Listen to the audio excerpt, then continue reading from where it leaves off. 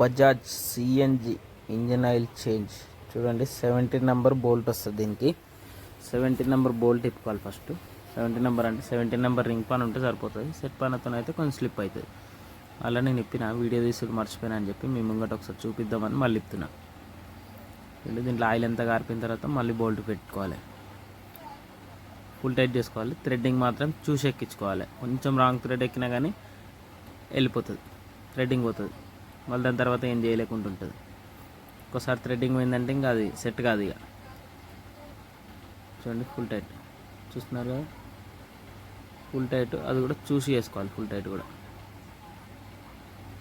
తినమా చూడండి full tight. దాని తర్వాత gear box oil 11 number bit compulsory ఉండాలి. సెట్ పాన కానీ రింగ్ పాన కానీ స్లిప్ అవుతుంది. బిట్టు ఎల్రాడికి బిట్టు పెట్టుకొని చూడండి కొంచెం టైట్గానే ఉంటుంది, చూసి ఇప్పుకోవాలి. అది కూడా వెళ్ళింది. చేతితో నిప్పుదామంటే చేతితో టైట్గా వెళ్తుంది. మళ్ళీ పాననే పెట్టాల్సి వస్తుంది. దానికి టైట్ ఉంది, వెళ్ళట్లేదు. దానివల్ల పాన పెట్టి తిప్పాల్సి వస్తుంది. చూడండి ఇట్లా ఇప్పుకోవాలి దీన్ని. ఎగ్జాక్ట్గా గుట్క రాడ్ కిందనే ఉంటుంది చూడండి, రాడ్ కిందనే వస్తుంది.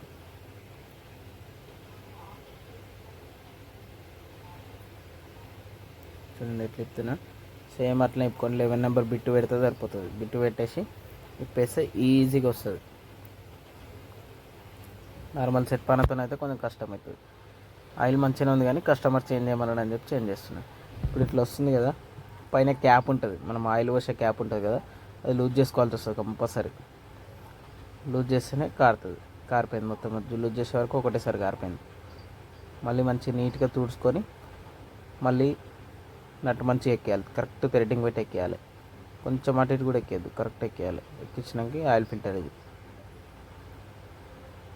అది ఫుల్ టైట్ చేసుకుని ఎట్లయినా బోల్ట్ చూపియాలి. కొంచెం వీడియో కస్టమర్ తీసిండు, వీడియో రాలేనట్టుంది. ఫిల్టర్ ఇది ఆయిల్ ఫిల్టర్.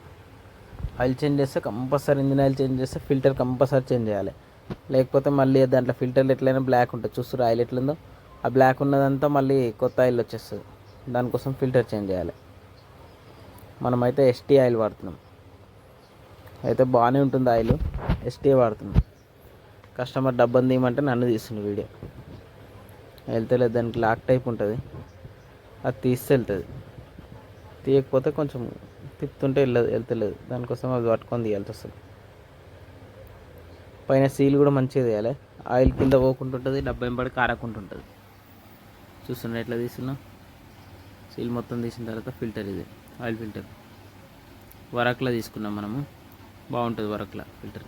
వరక్లా కానీ లేకపోతే బాష్ లేకపోతే బజాజ్ కంపెనీలో తీసుకోవాలి. కొంచెం దాంట్లో ఓరింగ్ మందం నానే మందం పోసినా సరిపోతుంది ఆయిల్. ఇట్లా ఒకవేళ దాంట్లో ఓసుడు ఎందుకు అనుకుంటే ఇట్లా అంటించినా సరిపోతుంది. అట్లా రుత్తున్నా అట్లా రుత్తే సరిపోతుంది. నీట్గా తుడిచేసి బాడీకి ఎక్కిచ్చేస్తే సరిపోతుంది. చైతన్ మ్యాక్సిమం అయినంత ఫుల్ టైట్ చేసుకోవాలి. ఫుల్ టైట్ చేసిన తర్వాత మళ్ళీ పానతో ఒక్కసారి మళ్ళీ ఒకసారి చేసుకుంటే ఫుల్ టైట్ అయిపోతుంది. కంపల్సరీ టైట్ చేయాలి ఇది. కొంతమంది లూజ్గా పెడితే ఏం కాదు, రన్నింగ్లో టైట్ అయిపోతుంది అనుకుంటారు, కానీ అట్లా కాదు. అండ్ పైన ఆయిల్ క్యాప్ ఇది ఆయిల్ క్యాప్ కిందికి వెళ్ళి పోసుకోవచ్చు, కానీ గేజ్ పుల్ల దగ్గరికి వెళ్ళి మళ్ళీ అక్కడికి వెళ్ళి కొంచెం ఇబ్బంది అవుతుందని చెప్పి ఆయనకి వెళ్ళి పోస్తున్నాను. కరెక్ట్ బరాబర్ పోసుకోవాలి. 2.1 ఇది డబ్బా వచ్చేసి చూసి పోసుకోవాలి. ఒక పావు లీటర్ అంతా మిలుగుతుంది, 250 ml మిలుగుతుంది, కంపల్సరీ మిలుగుతుంది 250 ml. ఈ బజాజ్ సిఎన్జీలో కంపల్సరీ మిలుగుతుంది. ఎల్పిజి కానీ సిఎన్జీ కానీ రెండో ఒకటే వస్తుంది ఆయిల్ గ్రేడ్. కానీ చూసి పోసుకోవాలి ఆయిల్. అది చిన్నగా ఉంది హోల్ కాబట్టి జల్దీ పోవట్లేదు దాంట్లో. చూస్తున్నారా,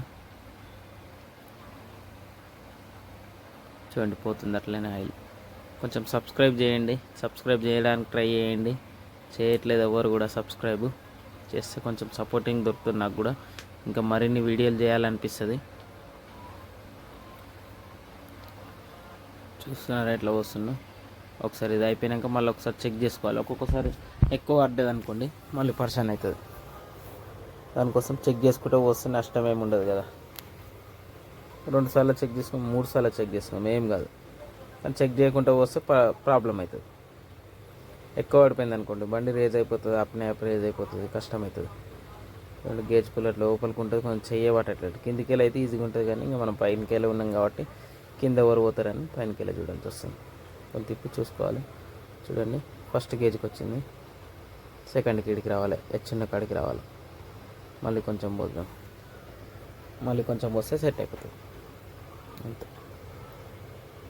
చూడండి, ఇది పోసి చెక్ చేస్తే కరెక్ట్ బరాబర్ ఎంత ఉందో అంతకు వచ్చేస్తుంది.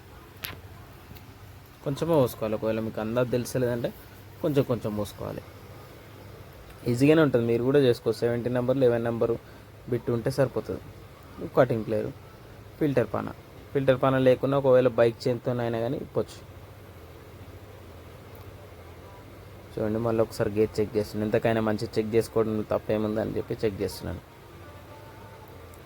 చూడండి, ఇడికి రావాలి కంపల్సరీ. ఇడికి వచ్చిందంటే హెచ్ ఉంది కదా, హెచ్ వరకు రావాలి ఫుల్ అన్నట్టు.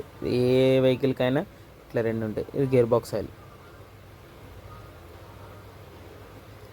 లోపలికి ఉంది. వీడియో ఒక్కనే తీస్తున్నా, కస్టమర్ పట్టుకోమంటే కొంచెం అటు ఇటు చేసినాడు అని చెప్పి నేనే పట్టుకొని తీస్తున్నా. హోల్ కనిపిస్తుంది కదా, కరెక్ట్ హోల్లో పెట్టేసి ప్యాకెట్ వస్తుంది. ఇది మ్యాక్స్లో తీసుకున్నాం మనం అయితే. దీనికి 250 ml వస్తుంది, పావు లీటర్. 250 ml అంటే పావు లీటర్ ఆయిల్ వస్తుంది. ఇది మొత్తం పోసేసి దీంట్లోకి వెళ్ళి మళ్ళీ కొంచెం ఇంజిన్ ఆయిల్ కొంచెం మిగిలింది కదా, అది కూడా కొంచెం ఒక 50 ml అది కూడా పోస్తే కొంచెం ఆయిల్ ఎక్కువ ఉంటుంది. హౌసింగ్ కూడా మంచిగా ఉంటుంది, గేర్లు కూడా మంచిగా పడతాయి, ఫ్రీగా ఉంటుంది అనమాట. దానికోసం అని చెప్పి మనం ఇది పోస్తున్నాం. అట్లనే ప్యాకెట్ పోసి కొంచెం పోస్తుంది. చూడండి, ఇంకా కొంచెం పోస్తే ఫ్రీ ఉంటుంది. చూస్తురా, కొంచెం పోసేస్తాం. అట్లా కొంచెం పోస్తే ఫ్రీ అయిపోతుంది. చూడండి ఎట్లా